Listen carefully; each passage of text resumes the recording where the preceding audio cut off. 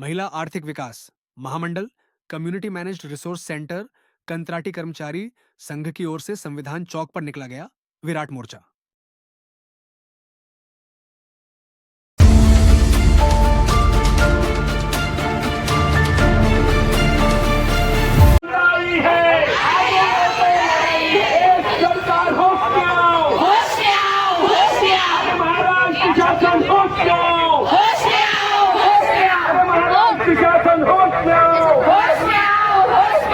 कंत्राटी महिला कर्मचाऱ्यांना न्याय मिळालाच पाहिजे।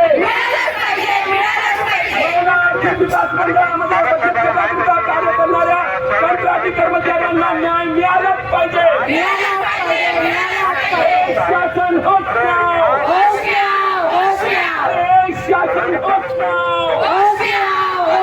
अरे देश के हित में करेंगे काम, अरे देश के हित में करेंगे काम, अरे देश के हित में करेंगे काम, काम को लेंगे पूरे दाम। भारत माता की जय, भारत माता की जय, वंदे मातरम, वंदे मातरम। ये लाल गुलामी छोड़ के बोलो, लाल गुलामी छोड़ के बोलो, बोलो वंदे मातरम।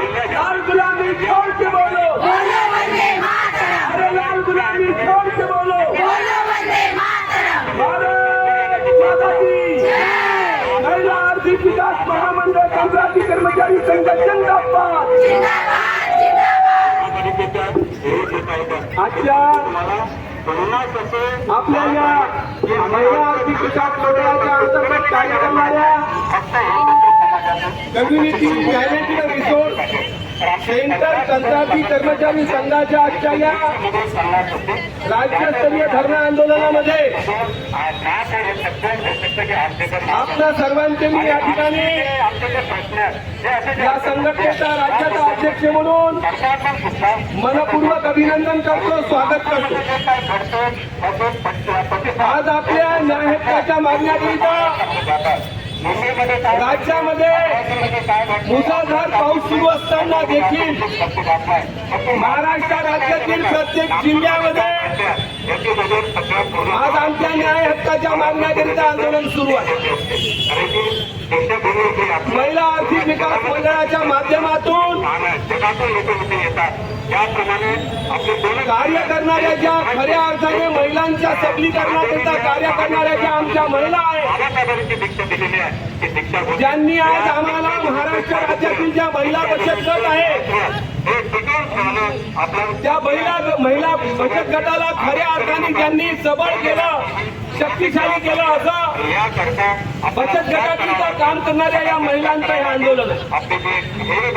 आजच्या आंदोलनामध्ये आमच्यासोबत आमच्यासारख्या हजारो महिलांचं नेतृत्व करणाऱ्या भारतीय मजदूर संघाच्या अखिल भारतीय उपाध्यक्ष आदरणीय नीताताई चोबे देखील आमच्यामध्ये या ठिकाणी उपस्थित आहे। आम्ही सर्व टाळ्या वाजवून त्यांचं स्वागत करतो।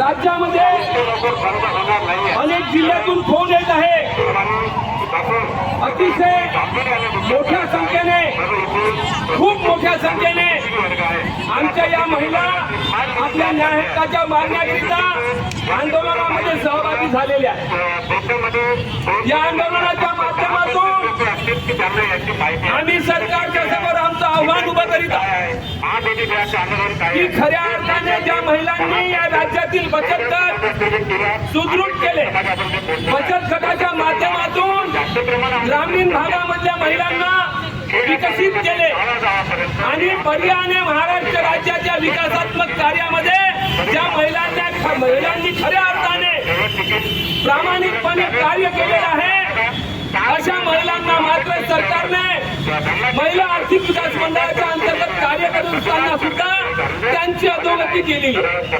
मागील 15-20 वर्षापासून कार्य करणाऱ्या महिलांना कुठल्याही प्रकारची किमान वेतन मिळत नाही, कुठल्याही प्रकारचा त्यांचा पीएफ कापला जात नाही, कुठल्याही प्रकारचं त्यांना ESIC लागू नाही, कोणतेही कामगार कायदे त्यांना लागू नाही।